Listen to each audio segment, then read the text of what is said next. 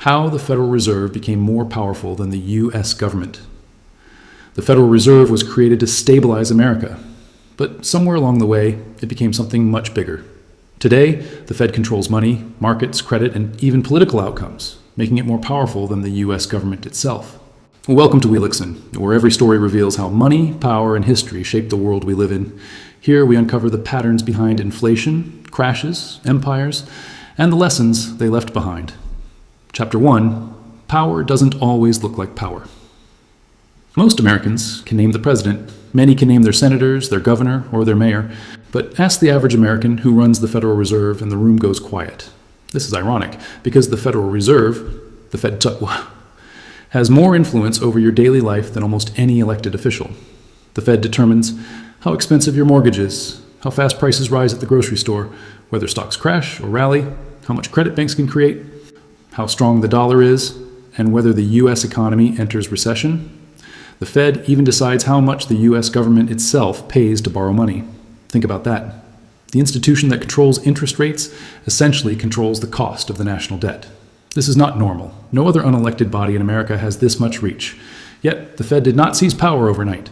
Its rise was a slow climb, the result of crisis, chaos, and a government that repeatedly turned to the Fed for solutions until the Fed became the solution itself.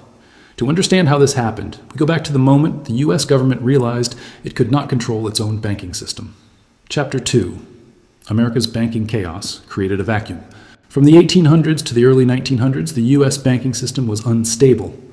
Panics happened regularly, banks failed often, money dried up during crises, businesses collapsed, and the government had no institution strong enough to stabilize anything. In 1907, everything nearly fell apart. A banking panic spread across the country. Depositors lined up. Banks shut down. The entire financial system teetered on the edge, and the U.S. government looked helpless. The only person capable of stopping the collapse wasn't a politician. It was a private banker, J.P. Morgan. He gathered the heads of major banks, forced them to cooperate, and used his own reputation to calm the markets. The crisis passed, but it revealed something deeply embarrassing. America's government did not control America's money. Wall Street did. Congress decided this could never happen again. They needed a central bank, a lender of last resort, and a stabilizing force. But they didn't want it to be controlled by politicians, and they didn't want it to be controlled by private bankers either. So they created something in between. Chapter 3. The Birth of the Federal Reserve. Power by Design. In 1913, the Federal Reserve Act was passed. It created a hybrid institution that was intentionally placed outside the political system.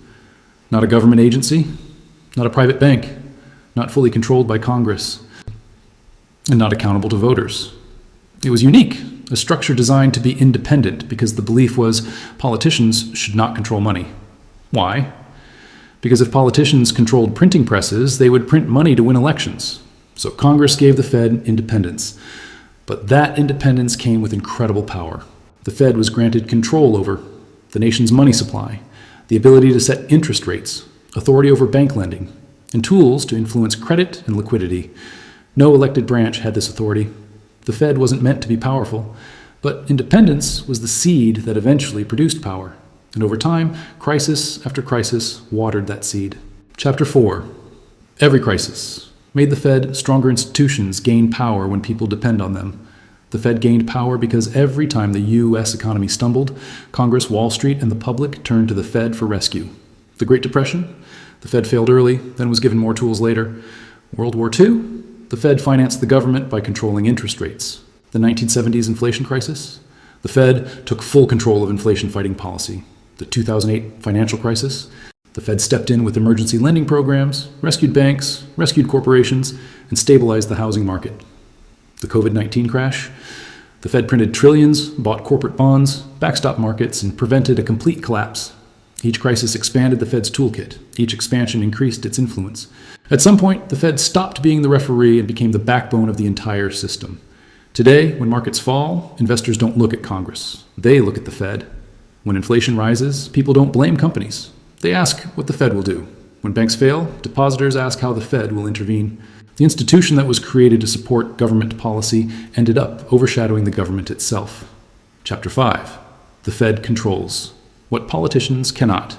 Let's break this down simply. The Fed controls interest rates. This affects every loan in America. Congress can pass bills, but the Fed decides how expensive credit will be. One rate change can impact millions more people than most laws. 2, the Fed controls the money supply. It can expand or contract money in the economy. Congress cannot do that. 3, the Fed can create trillions with a keystroke. This is the most underappreciated power in America. When the Fed buys treasury bonds or securities, it creates new dollars electronically. No voting, no debate, no political approval, just action. 4, the Fed influences the value of the US dollar globally. A strong dollar? A weak dollar? The Fed's decisions ripple across global markets instantly.